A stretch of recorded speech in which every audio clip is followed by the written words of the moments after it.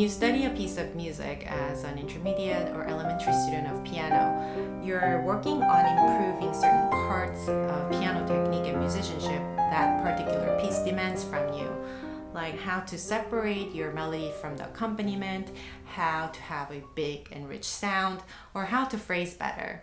Building these blocks of piano technique and musicianship is very challenging, and they do need your laser focused concentration. But I think it's also helpful if you know what's your next step, or like a higher goal of refining and interpreting a piece which more advanced piano students or even professional pianists aim at. So I thought it would be interesting to take a piece of music and show different levels of instruction. Chopin's C minor Nocturne, opus posthumous, is a very beautiful piece which is also approachable for piano students. I will talk about it at 3 different levels: elementary, intermediate, and advanced. Hopefully this video will give you guidance for whatever level of piano studies you're at. Without further ado, let's get started.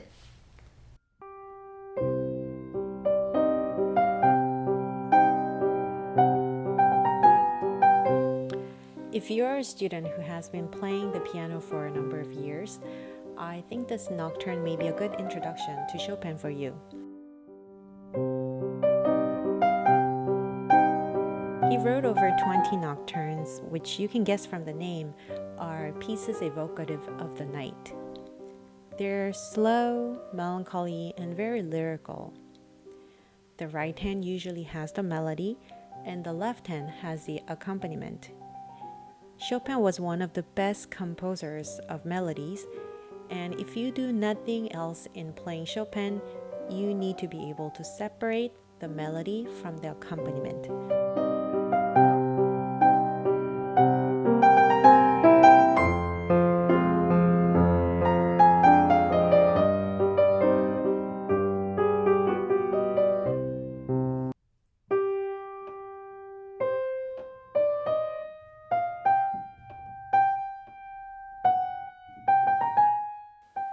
Get comfortable with playing each hand separately. The 2 hands need to be doing completely different things. One is playing a melody, which is ascending in scale in dotted rhythm, and the left hand is playing the accompaniment with steady 8th notes, which take a little bit of shifting in the hand position. You may even have to memorize the left hand in order to pay most of your attention to your right hand. Avoid accenting notes accidentally, especially those ones that fall on your thumb.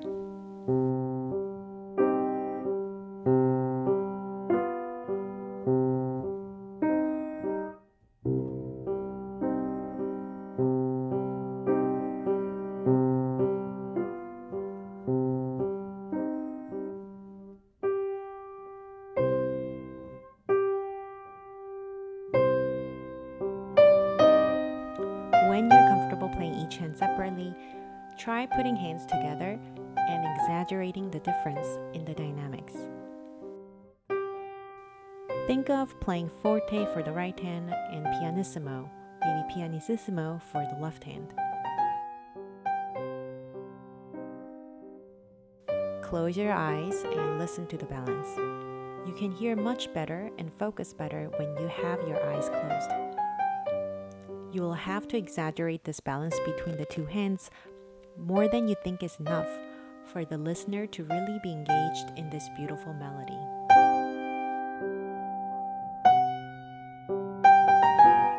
This takes a lot of practice and training. Practice very, very slowly, out of time. Ignore the rhythm for a moment and concentrate on the sound. Your ears have to be making decisions to go on or not based on how you liked your balance between the 2 hands that you just played.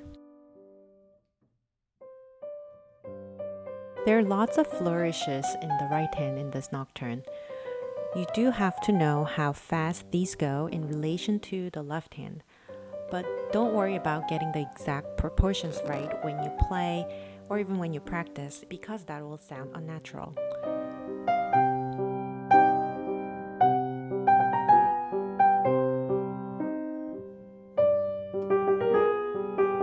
If you think this piece is beautiful, you're relating to the emotional quality of this piece, and probably know what kind of emotions you want this piece to sound like.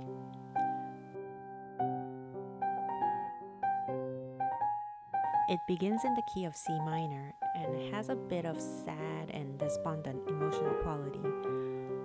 Does the mode and this affect change at all in the course of the piece?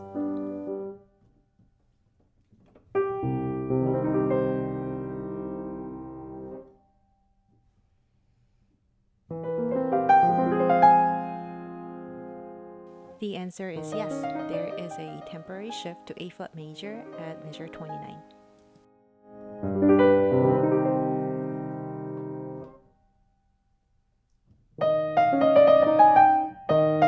Most pieces which begin in a minor key ends in a major key in the 19th century repertoire, but this nocturne begins and ends in a minor key.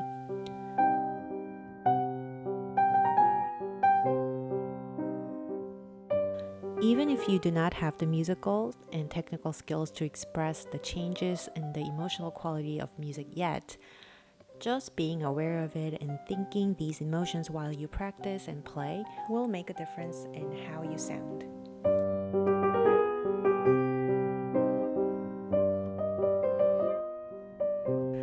I think it is magical when happy kids with very little experience with piano plays happy music.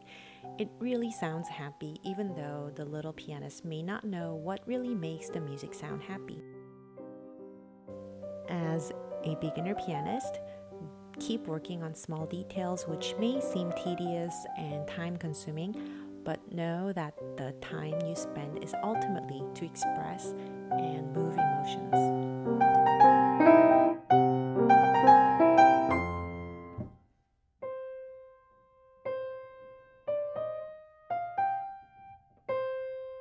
If you have been studying the piano for more than 5 years and you're comfortable with separating the melody from the accompaniment, see if you can also work on bringing out different tone qualities.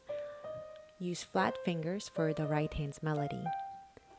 When there is more surface area in contact with the keys, you cannot go down very fast on the keys.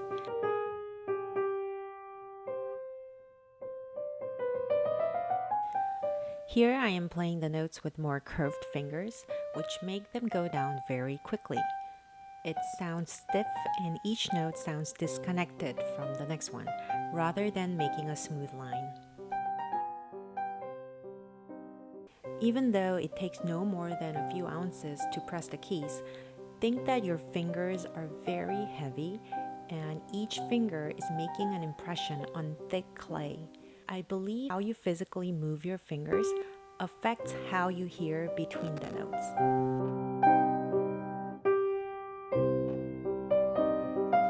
Also, as an intermediate student of piano, hopefully you have an idea about how to phrase music. Measures 1 through 4, these 4 bars make up a phrase. Measures 5, 6, 7, 8, these bars make up the next phrase. Harmonically speaking, the 4 bars that end in the dominant does not close the phrase, and the next 4 bars that begin similarly end in the tonic, which make up the complete sentence. So how does this understanding affect how you play? First, you would not want to play the 2 ends of the phrases the same way. When the phrase ends in the dominant, it opens up a little bit with a crescendo, and a little bit of diminuendo is appropriate for the end of the next 4-bar phrase. See if you can find similar patterns in the music so that you can work on how to delineate your phrases better. When Chopin repeats an idea, he rarely does it exactly the same way. How are they different, and how does that change your expression of music?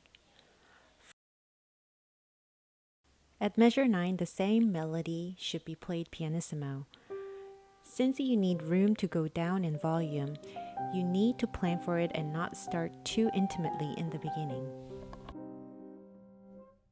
From measures 17 to 20, the 2-bar phrase is repeated, but the second time, it is in forte.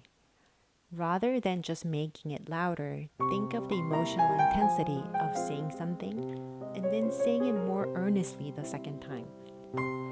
The first time you say, I want it, and then the second time you say, or you mean, I really want this.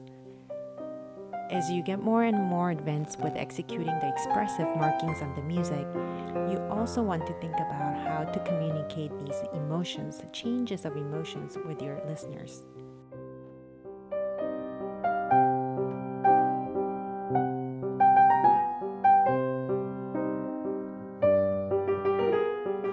If you're an advanced student, you have some experience with Chopin's music as well as the classical masters of Haydn, Mozart, and Beethoven.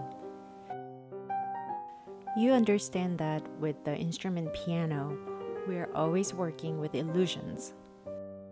Sound dies away as soon as a key is pressed on the piano. You know how to listen to your sound and make instantaneous decisions on how to play the next sound and create an illusion of continuously vocal melody. This is a skill that even professional pianists keep working on. It's because there isn't just one way, but many different ways of imagining how notes can meld together into harmony and into a phrase.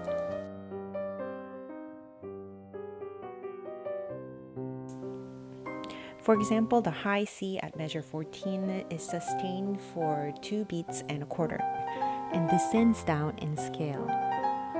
How would you create the illusion that it is being sung continuously? If a singer were to sing this phrase, she would actually make a crescendo on the high C before coming down from it.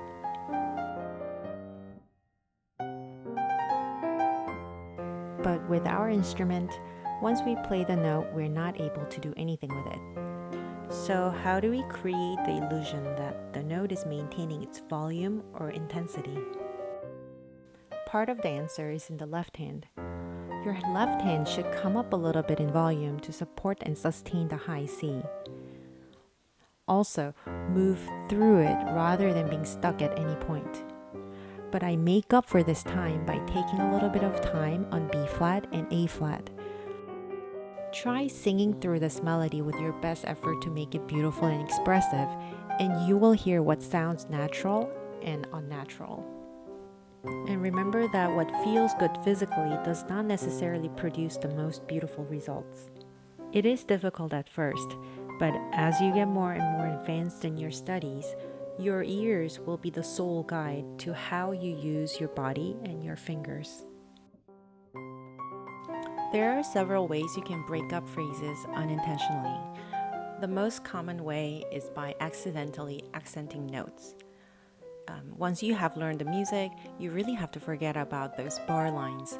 Students usually have the habit of accenting the downbeat, and the accent brings attention to itself, which breaks up the phrase. When there is a rest on the downbeat especially, you have to use your ears to control how the first note in that bar sounds, in order to sound like it is part of the fabric and not a stitch that sticks out. That sounded okay, but when I sneak in like this in pianissimo, it sounds so much better.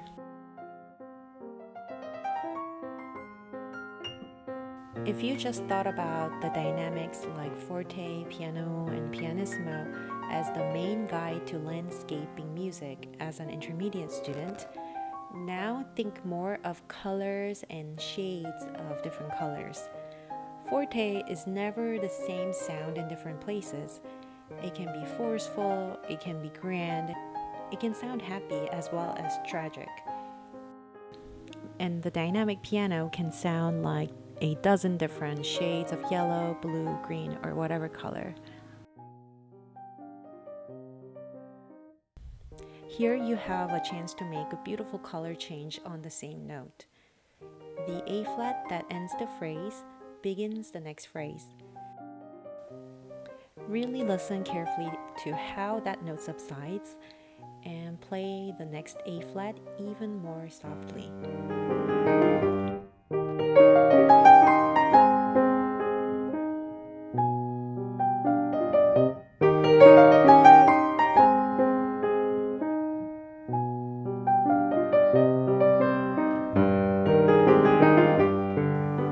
The same musical material is played with the same expression, especially when it's back to back like this, it sounds mannered. So avoid taking the same kind of rubato and vary your expression when the same idea is repeated.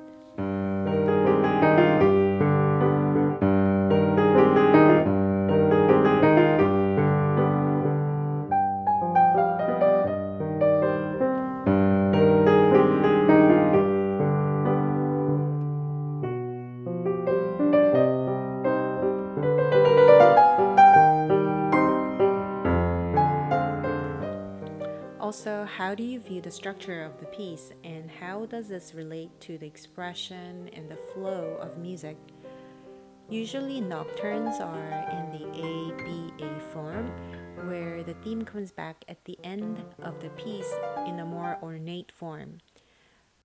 But in this nocturne, there isn't really a proper boundary of the B section, and there are brief excursions to F minor and A flat major. The main melody that started the nocturne never comes back at the end of the piece, but the F minor thematic material is transposed and comes back at the end.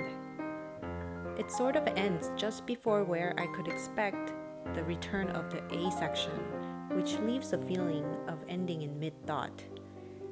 I can almost hear the theme coming back at the end of Chopin's actual ending. Something like this.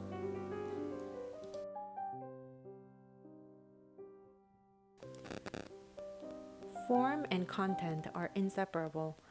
Understanding how the musical materials are organized or omitted will guide you to a more nuanced interpretation. In this case, the ending should not exactly end with a sense of finality. There is a little bit more to be desired, and the listener should be kept afloat rather than be sighing out a huge relief. But with all that I have said so far, keep in mind that there are other ways of interpreting music, and staying open-minded to other ideas of interpretation will shape you into a more mature musician with flexibility as well as individuality. Here's a performance of the piece we talked about today. Please enjoy.